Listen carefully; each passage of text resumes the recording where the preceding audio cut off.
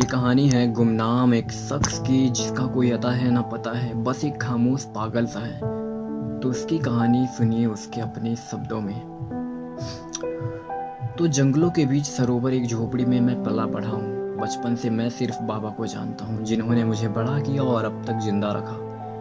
मैंने अपनी माँ को भी नहीं देखा, पर बाबा ने मुझे जिंदगी दी और मेरा बहुत ख्याल रखा। जब मैं 4.25 साल का था, बाबा के साथ तालाब के एक छोर में बने मंदिर की सीढ़ियों में बैठा था, जहाँ मैं और बाबा बैठे हुए थे। वहीं हमारे पैरों से 2 पग नीचे तालाब का पानी उन सीढ़ियों को छू रहा था। उस वक्त मैंने और बाबा की छवि उस पानी में देखी। मैंने कहा, बाबा देखो, आप इस पानी में दिखाई दे रहे हो। बाबा ने मुस्कुराते हुए बोला, हाँ बेटा। मैंने फिर बाबा से पूछा, बाबा ये आपके बगल में कौन बैठा है? बाबा ने कहा, बेटा ये तुम हो। मैंने कहा, बाबा ये मैं हूँ? बाबा ने कहा, हाँ बेटा ये तुम हो। मैं कुछ मिनटों लगातार खुद को देखता रहा और मुस्कुराता रहा। यूँ कहो तो मैंने वहाँ मुस्कुराना जाना। कुछ सालों बाद हम एक ऐसी जगह शिफ्ट हो गए, एक ऐसी जगह पहुँचे जहाँ हमारी ही जाति के कई लोग रहते थे। वे हम जैसी भाषा ही बोलते थे और समझते थे। मैंने वहाँ एक नाम सुना था, शहर, जिसकी लोग काफ़ी तारीफ़ किया करते थे। वहाँ जाना हर किसी के लिए आसान नहीं होता था, क्योंकि सुना है कि लोग वहाँ भूख से भी मर जाया करते हैं। तो ये एक नई बात थी, और क्योंकि लोग ये भी कहते थे कि वहाँ अनाज उगाते नहीं, लोग वहाँ अनाज कमाते हैं, और लोग उसे पैसों का शहर भी कहते हैं। पर फिर भी मेरे मन में, मेरे अंदर एक आकांक्षा थी कि मैं वहाँ जाऊँ और उन शहरों को देखूँ, उन इमारतों को देखूँ, उन दीवारों को देखूँ। और मैंने फाइनली निश्चय कर लिया कि मुझे वहाँ तो जाना है। खैर दिन गुजरते जा रहे थे और उस वक्त मेरी उम्र 10-11 के बीच थी। मेरे बाबा काफ़ी बूढ़े हो चुके थे, उनको अकेले छोड़कर जाना मेरे लिए बिल्कुल भी सही नहीं था, और उनका स्वास्थ्य भी पहले की तरह ठीक नहीं था। बीते कुछ साल के आखिरी महीनों में एक रात अचानक बाबा की तबीयत बहुत बिगड़ गई। मैं अक्सर बाबा के साथ ही रहा करता था, तो मैंने तुरंत आसपास के लोगों को इसकी सूचना दी। मैंने खबर किया और वहीं के कुछ जानकार लोगों को बुलाया गया। वे आए और बाबा की परेशानियों को खोजने में लग गए कि बाबा को आखिर हुआ क्या है। बाबा ना कुछ सुन रहे थे ना कुछ बोल रहे थे। वे सिर्फ उन थकी हुई कपकपाती आंखों से हम सबको बस देख रहे थे।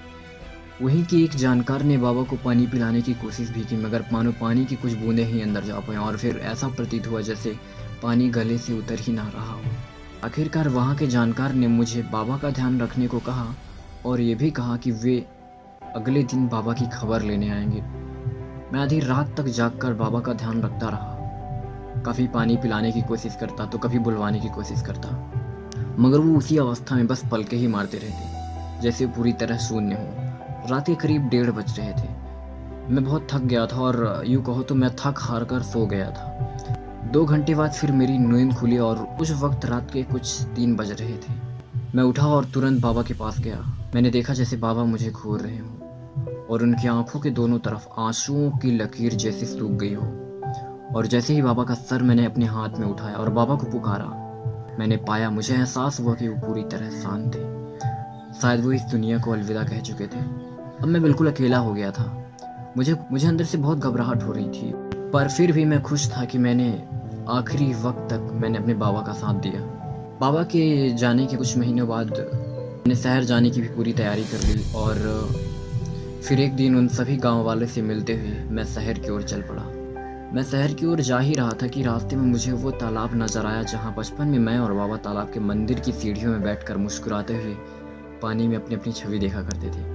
शायद वो बहुत इमोशनल मोमेंट था, और शायद उस वक्त पूछने वाला भी कोई नहीं था।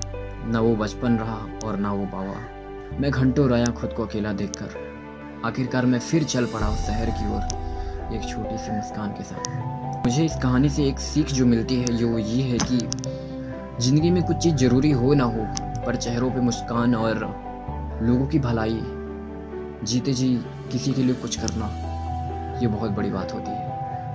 नमस्कार।